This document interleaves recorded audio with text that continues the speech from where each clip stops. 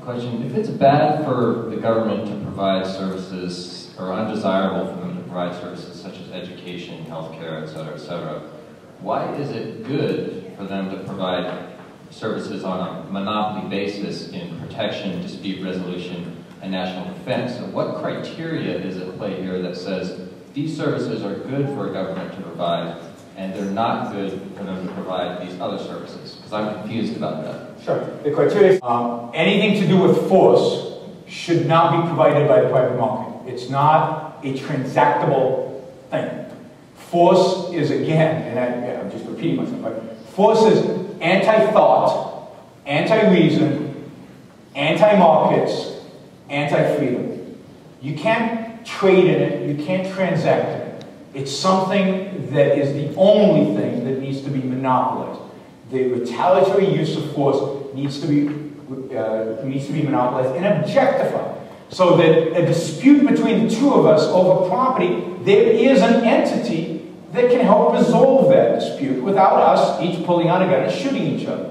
That's what civilization means. We've tried the other system. Much of the Middle Ages, we had no real government. We had private police forces. We called them our local aristocrats. You know, we've tried this, and it's a disaster. It's a catastrophe for everybody except the aristocrat, who turns into the dictator, and we all become his serfs. What you want in order to establish civilization, what we've learned from a history of 10,000 years, is what you want to extract from human relations is force and put it into the hands of an entity that can arbitrate those disputes objectively. And that's the role of government. Now, governments usually do it horribly. That doesn't mean they can't do it.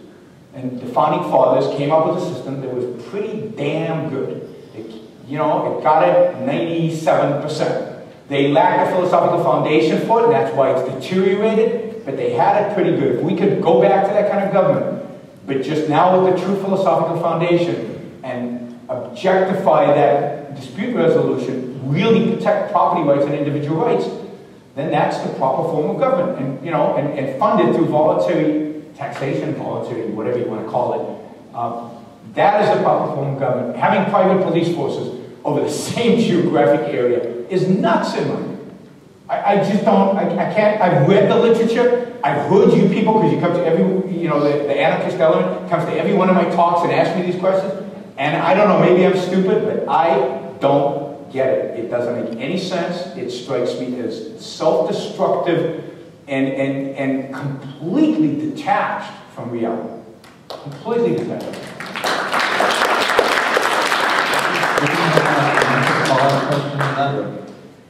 If the argument is that there must be a monopoly on force over a territorial area, why not make that territory global instead of 260 different territories? I mean, doesn't the logic of your argument sort of logically end at world government? No, because there is a benefit. There are various reasons why you have borders between countries, and among them is the ability to compete. It is true that a good government is not, there's no guarantee it'll stay good. The United States is a good example. It would be great if you had, 200? 200 is probably too many, but 50, 60 really good governments. And some of them might deteriorate, and you'd be able to move to somewhere that was still a good government. So it gives a certain checks and balance over the actions of government, because people would move to the freer place, just like millions and millions and millions of people moved to the United States when it was free. And even when we're not so free, people are still moving here because we're still relatively free relative to everywhere else. But, no, there's no reason to have world government. There are lots of cultural and other reasons why that wouldn't happen, but, competition is not a bad thing.